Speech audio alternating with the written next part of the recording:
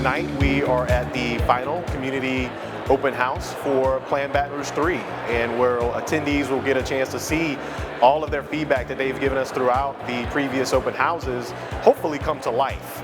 Where they'll start to see some specific projects start to develop and be named, and then they will play a direct hand in which projects ultimately get implemented and in what phases. The thing I'm most excited about as someone who's gotten a chance to be a project manager in this is to see all of these ideas come to fruition here and play out in real time of how they're going to be implemented. I actually want to see the reactions and the looks on people's faces, and hopefully they see kind of their name, image, and likeness play out in the presentation. And then ultimately we have to get to work on the implementation side. This plan is only going to be a digital copy or a piece of paper at the end of the day, and so many of our project partners and other community stakeholders that have a hand in the implementation phase of this have to kind of roll up our sleeves and get to work. And so that's also going to be very exciting to get some of those early wins while focusing on these long-term wins that could be 5, 10, and 15 years in the making. Last time we saw you all, throughout this process, we've had a number of these conversations. We were at the old state capitol. We had well over 5,000 points of engagement throughout this process, and those have informed every single thing that you're going to see tonight. Just our last survey alone had over 1,000, over 1,200 responses, and I do this all over the country, and that's actually a big number in terms of getting feedback on what a planning process looks like. And so it's incredibly exciting to see the energy around this plan. Throughout this project, we've asked specific questions around what would make you come to downtown more. We've talked about the guiding principles and what you valued more than others. We've talked about specific ideas around where we should start to invest in downtown.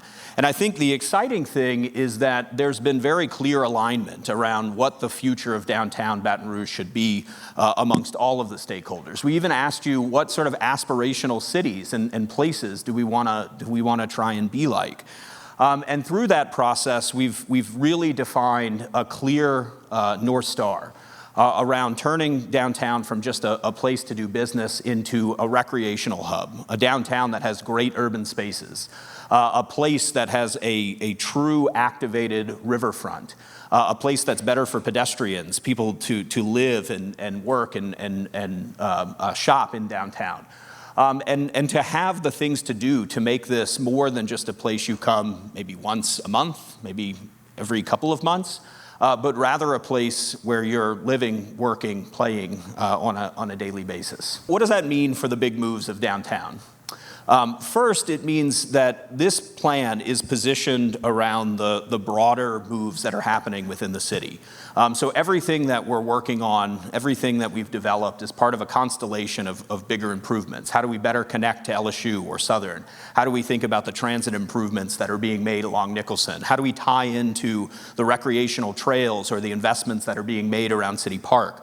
How are those part of a broader initiative to position downtown as the thriving heart of the city? We developed 5 overarching guiding principles of market diversity, neighborhood places, a new front porch, cultural and civic spine, and clear connections. And those are really the foundation for everything that we've recommended. And together, those guiding principles paint a vision for downtown that is something that everybody can be proud of, a place where the riverfront means that you are here in downtown, a place where people maybe live next to the riverfront in new apartments that take advantage of surface-owned or publicly owned spaces, places where there are connections that allow adjacent neighborhoods to access the riverfront, a downtown that is truly a place where we can all be proud of and a place that welcomes everyone. This is a plan that positions investment from the north all the way to the south, state-owned property, city-owned property, public investments, and private investments together to paint a future for the city that, again, we can all be proud of. The emerging framework really positions priority corridors for reinvestment, both public investment, but also how that public investment spurs catalytic private investment. It helps us prioritize places for new public spaces, for new housing, and for new transit connections. So each one of these guiding principles that I'll talk through really helps us frame a couple of things. One is the opportunity statement. So each one of these guiding principles is really positioned around a challenge that exists within downtown. So for example, the first guiding principle of market diversity. When you think about Baton Rouge, there's a lot of places for jobs. People live all across the parish. It's what planners like me call a polycentric city. And so that's a really unique challenge for Baton Rouge. And really how we thought about this is, how do we position downtown to capture more? How do we position downtown to be a more diverse and resilient economy? And so what we have is a series of what we call key performance indicators, metrics that we want to look to the future and say, what would make the market diversity better? So that's things like positioning new residential populations so that we're increasing the number of people that live in downtown. Or how do we establish new industries like academic functions that don't quite exist in downtown? All of which to position downtown as, again, a more resilient and diverse economy. Each one of these guiding principles also has a series of 3 big moves. In this guiding principle, the first is to bring people downtown. How do we think about a couple of key entertainment anchors and strategic corridors for diverse small and local businesses? How do we bring a new subset of the population into downtown, students? How do we think about partnerships with LSU and Southern to create places for students to live in downtown, new academic functions that take advantage of proximity to the state government? And then how did we identify a couple of key locations where major institutions or new businesses could come and thrive? And so thinking about, underutilized or vacant land that could take on, big industry. The next guiding principle of neighborhood places is, how do you take advantage of all of that great energy that I just spoke about and ensure that daily life happens? And so when you look at downtown, there are a couple of residential neighborhoods, and then there is the kind of core commercial commercial area. But what downtown is missing are those sort of interstitial spaces where somebody that maybe lives in Spanish Town or Beauregard Town can walk just a few blocks to a new public space or a new corner store. And so how do we identify that opportunity? And this sort of daily life is the backbone of a thriving downtown environment. And so the key performance indicators are making sure that people have access to those spaces. How do we measure that through walking distance and things like that? How do we increase retail occupancy on these strategic corridors so that people can access daily life amenities? So within this guiding principle, the 3 big moves are programming and activation of these core sort of nodes throughout downtown, making sure that people that live in downtown East or Beauregard Town or Spanish Town have access to that kind of public space where daily life unfolds. One of the key recommendations in the plan is the promotion of housing for all. Right now, there's a very small sort of segment of the population that maybe calls downtown home, but downtown should be a place for everybody, a place for families, a place for students. And so we're really looking across the board to deliver a housing typology that is for everybody. So missing middle housing, like small scale or even narrow lot single family homes that invite people into downtown to really bolster the amount of foot traffic and to bolster the safety and perception of downtown as a place for people to live. The next is the creation of mixed-use hubs, and this is really around identifying a couple of strategic corridors and strategic nodes where active uses should happen. In a study area the size of downtown, there's no way that we could have active ground floor across the entire space. We're not going to have restaurants and retail fill up everything. And so how do we position a couple of corridors and a couple of nodes to really be those places where people thrive? The next guiding principle of culture and civic spine is really around celebrating this incredible history. Downtown Baton Rouge has a remarkable history, but it's really not something that comes to the forefront as you experience downtown. And so what we've been focused on is how do you sort of celebrate that through new signage and wayfinding? How do we think about accessibility to these cultural institutions like the one we're standing in today and create partnerships between institutions? And so the big moves associated with that are really highlighting the cultural identity, so identifying the historic areas, the culturally important areas, and then developing a more robust signage and wayfinding program that tells that history and tells that culture. The next is celebrating the story of downtown as the state capital and establishing 4th Street as a real sort of civic spine that connects the capital all the way through downtown and on further south to Magnolia Mounds and beyond. And the third is this, what we're calling walks of discovery. And this is really around positioning select corridors as opportunities to get from specific markers or important places to the next. And that's done through signage and wayfinding. That's done through increased pedestrian infrastructure. The next guiding principle of clear connections is really around doubling down on what strategic mobility improvements might look like. In downtown, there's a little bit of a confusing vehicular pattern. There's a lack of pedestrian and bicycle infrastructure. And there's a couple of really big barriers with the interstate and other major roads. And so how do we really think about breaking down that barrier? And so this is, again, some of the performance indicators around how do we position downtown to better be served by walking and biking, how do we double down on the transit investments that are existing, and how do we manage parking in the most responsible way so that we're not paving over paradise to put up a parking lot. That was a song quote, by the way.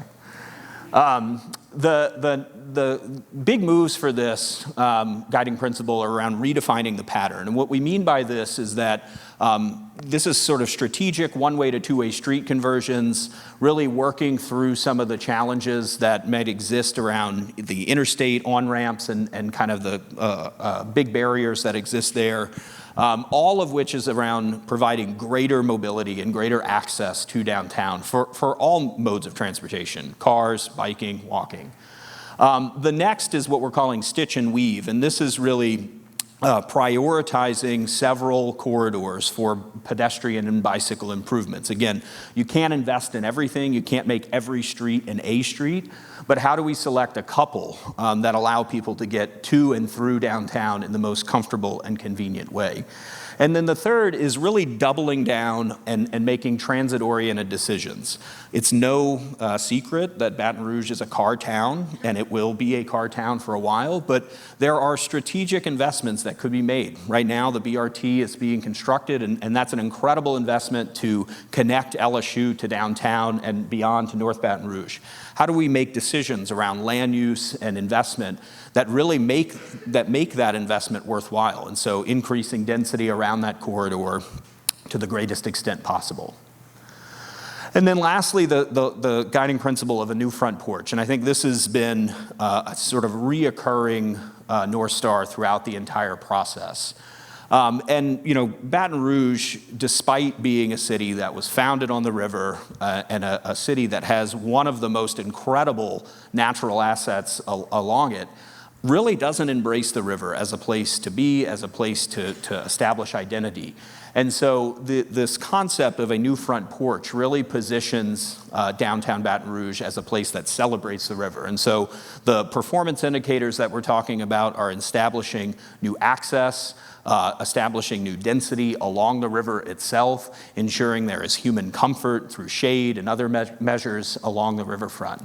And the big ideas associated with this riverfront development, and you saw some of those in the two kind of aspirational renderings I showed earlier, is the establishment of two major anchors of program, one in the north and one in the south of the downtown area.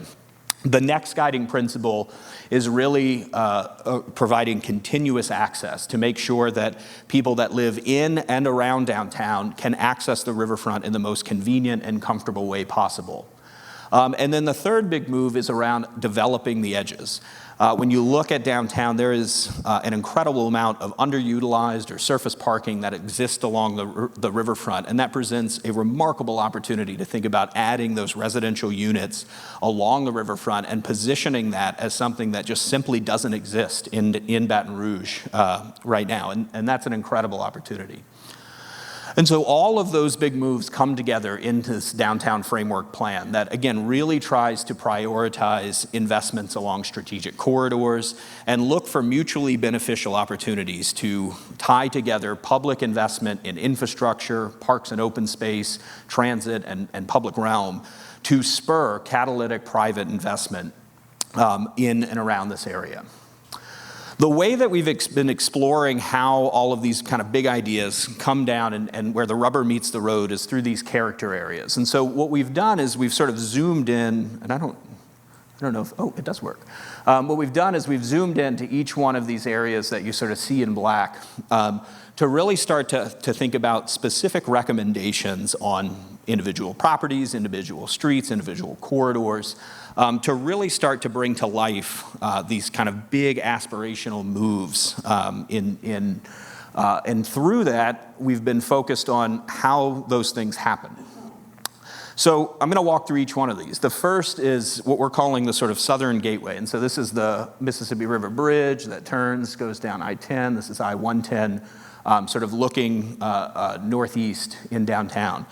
And really in this area, you can start to see some of these big ideas come together with the transit investment along Nicholson, really positioning the Nicholson corridor as a high-density residential concentration for really focused on student housing, repositioning a couple of publicly owned assets as adaptive reuse, and establishing really strong connectivity from Expressway Park that then connects on to City Park all the way down to the riverfront. This really takes advantage of a really unique place, and we've been affectionately, I think Eric actually came up with this, but affectionately calling this place the Gumbo District. But if you've ever been to Brooklyn, they have the Dumbo District, so this is like our version of that. But really positioning this as a new kind of retail and entertainment environment within downtown. You can imagine this as a place that really serves that younger population that wants to be next to activity, that wants to be able to sort of wake up maybe late to a class and jump on the BRT and still make it to LSU in time. But really bringing in a new type of residential population that simply doesn't exist in downtown today. The next focus area that we'll talk about is Government Street. And, you know, I think the core here is there's been so much success that's happened in Mid-City as you move further east. How do we bring that energy into downtown and really think about a transformation of Government Street from the kind of car-oriented environment that it is today into a place for commerce and into a place for pedestrians?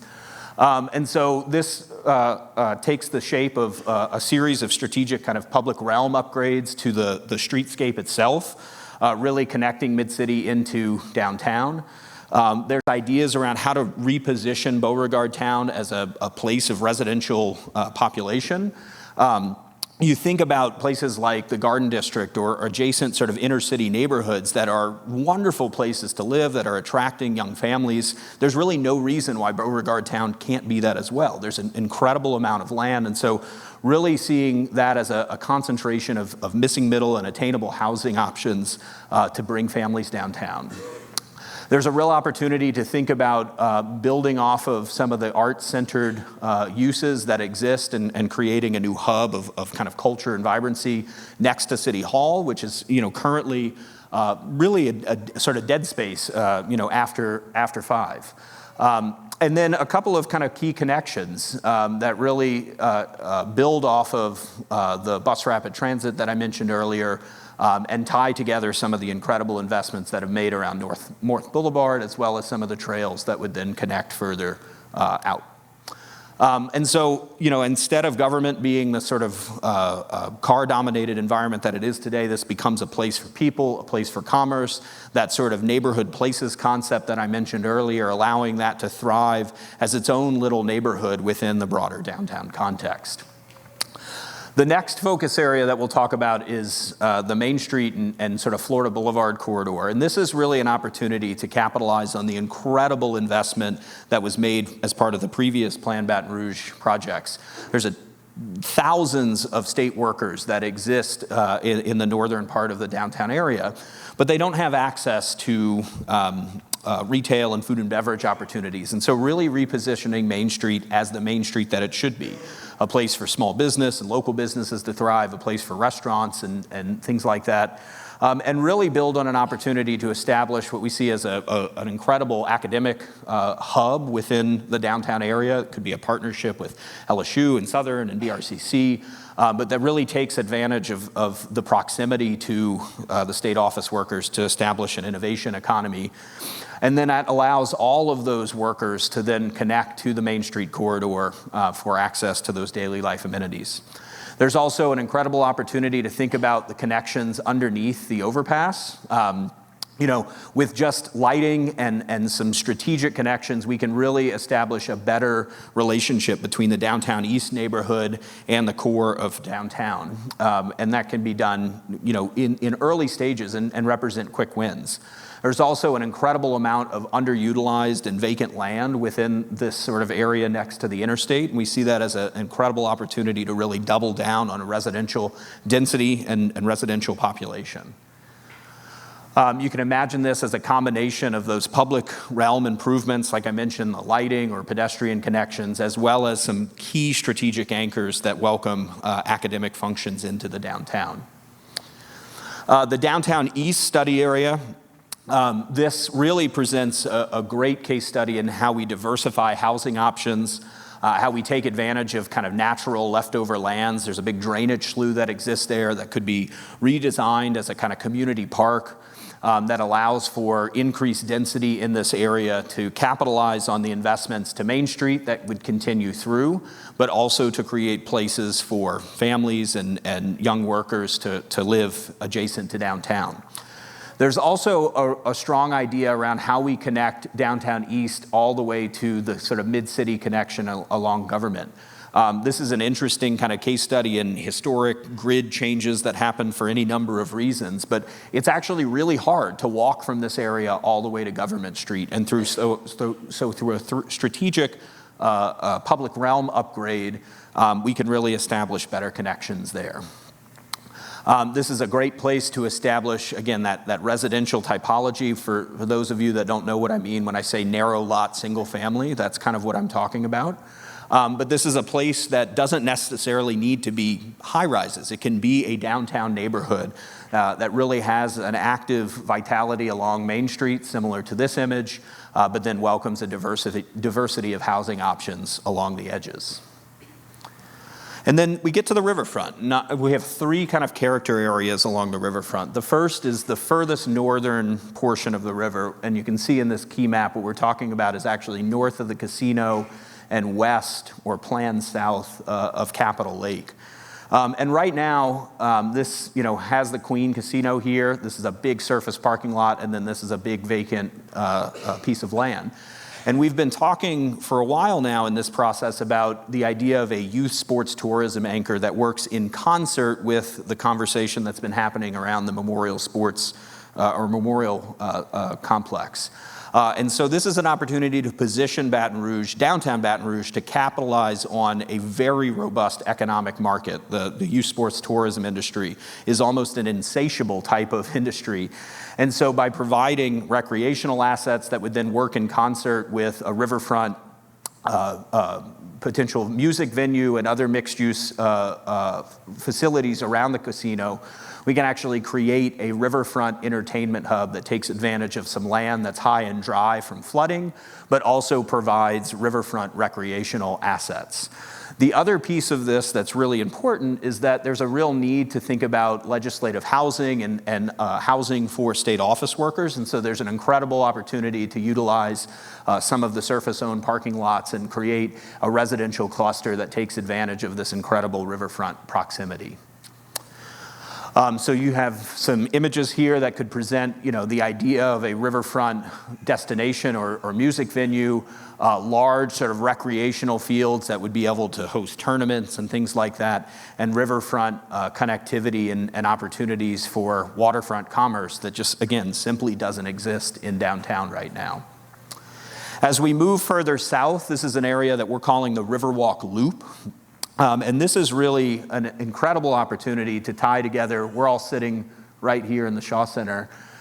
This has been an incredible investment in downtown, but it's disconnected from the riverfront. And so how do we establish activation of the Repentance Plaza area, create a strong connection to the riverfront itself. There's an opportunity to think about expansion of LASM and relocation of the USS Kidd to a more appropriate place. Right now it sort of sits in the saddle, and that's one of the reasons why that boat has gotten so much damage over the course of the years. And so by positioning it on a new dock that actually allows it to sit in water, we create this incredible connection from a cultural institution on land to a cultural institution on water.